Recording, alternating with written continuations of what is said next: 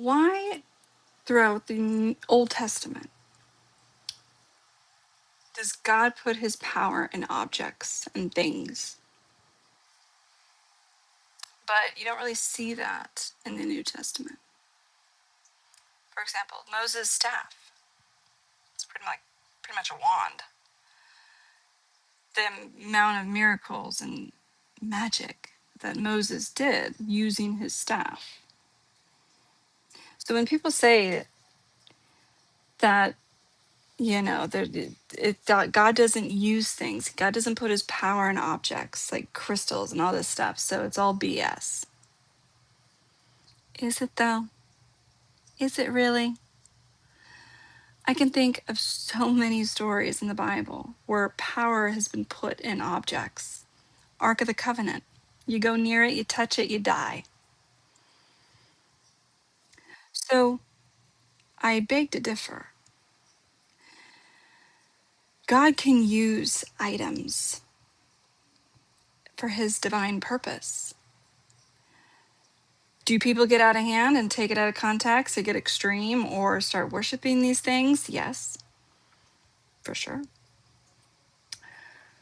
But with wisdom and maturity in your spiritual walk, you're able to utilize items and things that have power, making sure it is the divine's power and not another entity. That takes discernment, which is a gift of the Spirit, fruit of the Spirit. A lot is required when you start to utilize objects to do miracles or do magic in any way, or work, manifestation work, etc. So when I use cards, it is purely with the divine speaking through these objects. That is my purpose and focus throughout my videos that I share and do. Now, if it was with another entity, that'd be a problem. But for me, I know how to channel the divine and know that the spirits around me are good and holy, as it should, before you start doing anything with objects. So for this week,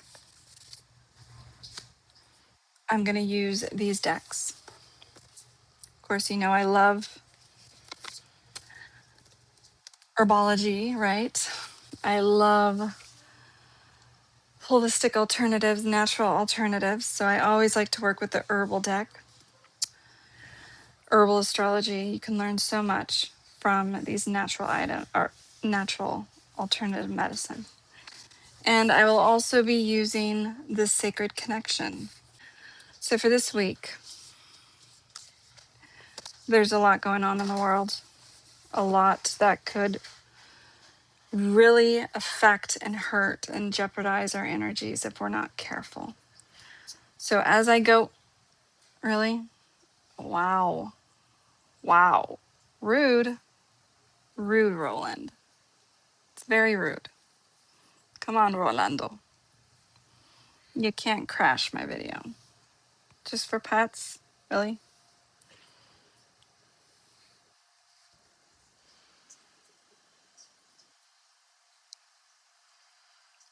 Ugh. Wow. So here are the cards that were picked from my meditating over them.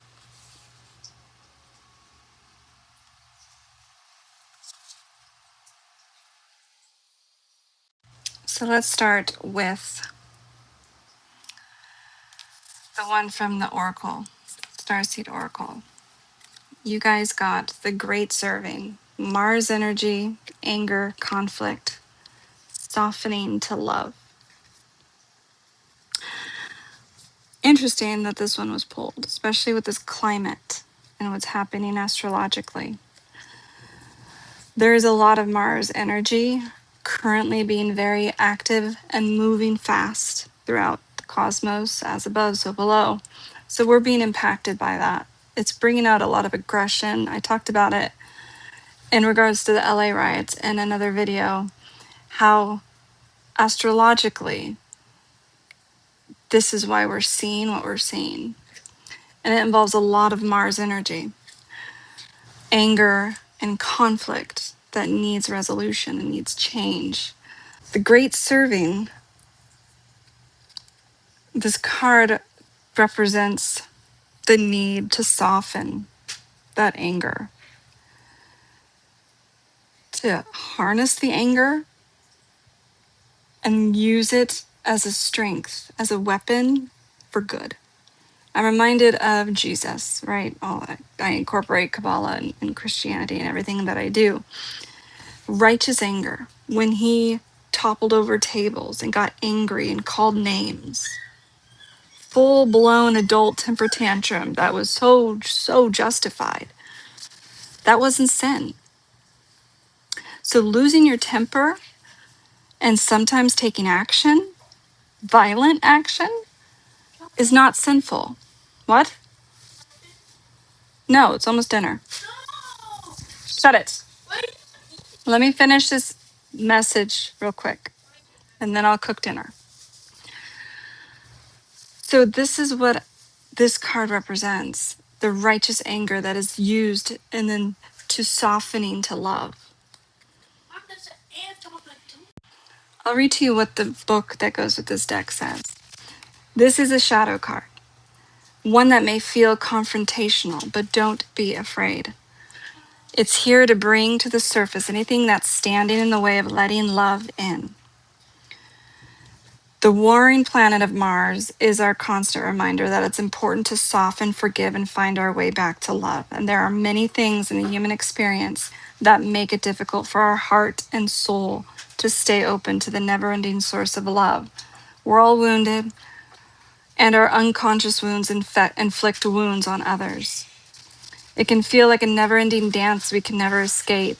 If we aren't careful, before long, we'll see the world as a scary, dangerous place where fear and anxiety roam free. We're seeing some of that today. This card, it could be presenting itself to us for two reasons. One of two. For you to acknowledge the difficult emotions that we are feeling, the situations, the conflicts, the wounds, and fears that are causing us pain and anxiety. Or secondly, for us to find our way back to love.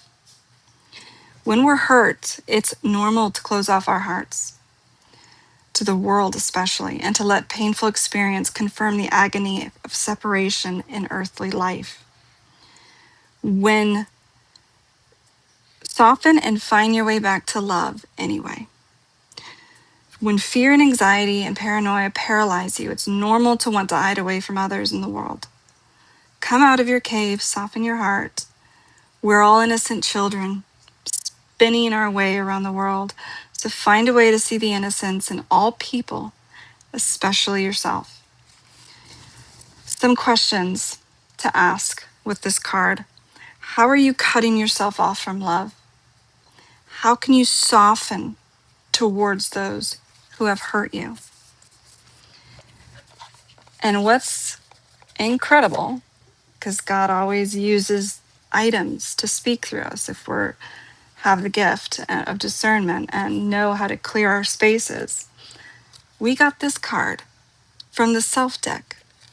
How can I love myself more? Not a coincidence. There's so much anger in the world right now. We see it every day. And it's righteous anger too.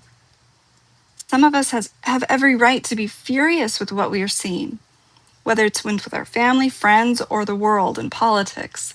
We have every right to be angry or annoyed. And it could be righteous anger. It should be, if we're harnessing our stability and our strength accordingly. But let's not forget that anger needs to be softened, especially the righteous anger, and it involves love. So how can we love ourselves more is what we need to meditate on. And these are good journal prompts for you. As for the herbal card, we got Gotu Kola, a higher conscience. We need to bring our consciousness higher. Take the anger and the frustration we're feeling and increase our consciousness. Get higher, think higher, be above it. Righteous anger, justified righteous anger that needs to be softened into love. But you need to do that by raising your consciousness. So this card is pretty much telling us what to do. It's our medicine. These cards represent the medicine that we need to achieve what we pull from these cards. The cure, the natural alternative. Let's talk about this guy. This is the answer to helping us soften our anger. It represents hermit, solitude, and soul-searching realization, a greater knowing and enlightenment. Some plants resemble the parts of the human body they affect, a natural phenomenon called the doctrine of signatures. And it proves to be true in the case of Gotu Kola, which is shaped like the human brain. And for thousands of years, it has been used in India to focus, cognitive function, and overall mental performance, creating a harmonizing, healing effect. The herbalist Li Ching-yin, who is said to have died at 256, was a big, prominent supporter and student of this plant. It was also used to relax the nervous system, repair nerve trauma, which is probably what I need to start taking for my nerve damage, and reduce stress and anxiety. It is classified as rasayana, or a masterful rejuvenating herb, and due to its ability to restore function and balance and nourish many aspects of the body.